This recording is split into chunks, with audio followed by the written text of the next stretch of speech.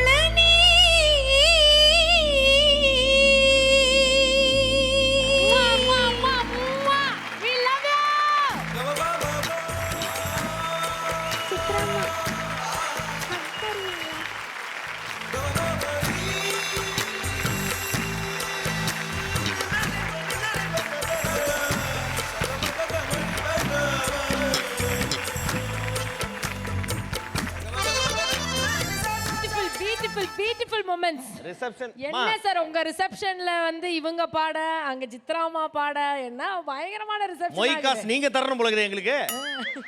இவ்வளவு பிரமாதம் ஜுகல்பந்தி வேற எங்க கிடைக்கும்? only in Super Singer.